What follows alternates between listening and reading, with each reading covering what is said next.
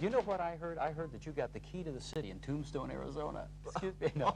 Hi, welcome into Ghosthaus. Gasthaus, Ghosthaus. This is Halloween, and we welcome you in because we think you're going to enjoy the two guests that we're going to introduce you to today. Would you welcome, please, Madame Mummy, and we also have the inimitable Count Dracula. Welcome into Gasthaus, both of you. Count Dracula, do you have a first name? Well, yes, Down. Down, okay. Why did the two of you come such a long distance to be our guest here on Ghosthaus today? Well, Herb, you see, we represent Spectre, the Society for the Preservation of Every Creature's Timeless, Eternal Rest, and we're promoting our cause. I just thought it'd be nice to rap for a while. Just to rap for a while. Just make sure you take this conversation in the vein in which it's given. Tell us more about Spectre, this organization you represent. Well, actually, we have our charter members. You know, there's Frankenstein and Wolfman and the Blob. Oh, Frankie, he gives me such a jolt. And that Wolfman, he's a howl a minute. Oh, and the Blob, in spite of all those movies he's made, he's really a coward. You know, he just has no backbone. No backbone at all. No. You wrote the, didn't you write the logo? Or Yes, the motto for our society. The motto is, may the beast man win. Let me ask you, how was your trip over here? Would you tell us about it? Well, actually, I got quite unraveled.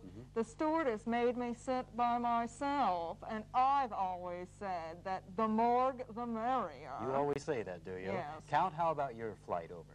Well, actually, flying makes me a little better, you see. The stewardess asked me if I wanted to see the menu. I told her no, I'd rather see the passenger list. How was your meal? Well, it wasn't too bad, Herb. I wanted the Bloody Mary, but she said she didn't have any, so I said, well, I would settle for a Bloody Susan, a Bloody Alice, a Bloody anybody. Yeah, of course. We've had enough one-liners. Let's get serious for just a moment. Let's talk about this holiday, Halloween. You know, during Halloween, we have a lot of traditions. The kids dress up and they go out trick-or-treating. We're going to talk about that in a moment. But this jack-o'-lantern, that's something that I've never really known the history of. Do either of you know how the jack-o'-lantern originated? Yes, well, it started in ancient folklore, Herb. Actually, it started with this guy named Jack. Now, he was a very greedy person.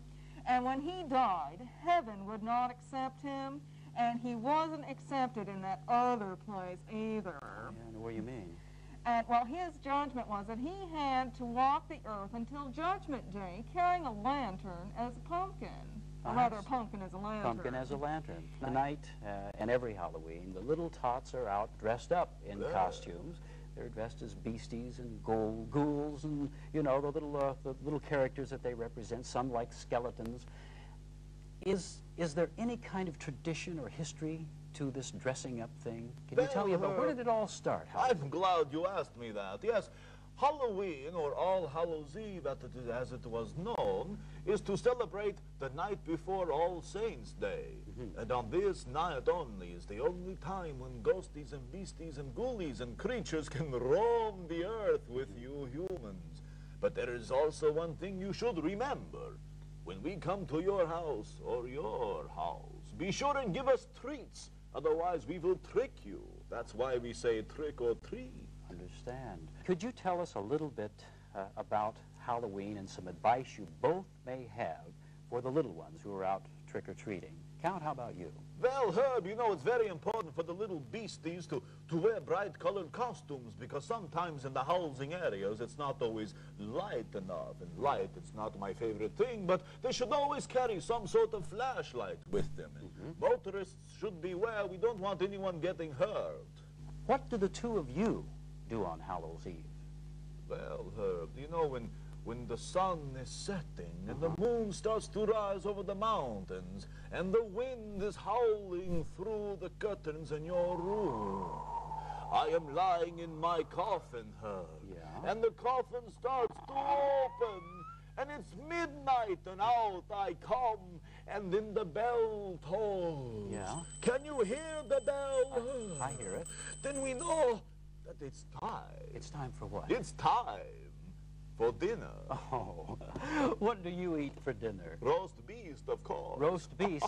I thought steaks were closer to your heart. Don't cross me. I won't. Madam Mummy, what do you do on All Hallows Eve? Well, after I've cleared away the dinner stones, me and the Daddy, well, we wrap up the mini mummies for the evening and just sit around on our sarcophaguses and, you know, just spend a quiet evening at home. We're just regular folks and below-the-earth folks. We have a question for you, Herb. Yes, what is the question? Do you believe in ghosties and beasties and ghoulies? You mean like yourself? Blah. Well, I think we all know that it's been a lot of fun, and you're both here, and in all due respect to both of you, I think you're both just figments of our imagination. Oh, really? Where did he go? Who knows, Herb? He just disappeared. Now do you believe in ghosts and goblins, Herb? Well, Madam Mummy, I think that was probably a trick of some kind, or a treat. Just because it's Halloween, I suppose he's trying to play a trick on me here in the ghost house. No, I think you're both just figments of my imagination. There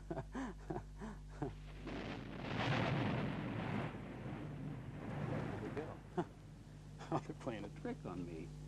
They wouldn't do this. It's just you and me, Jack-o'-lantern. We all know this is done with mirrors or some kind of a trick.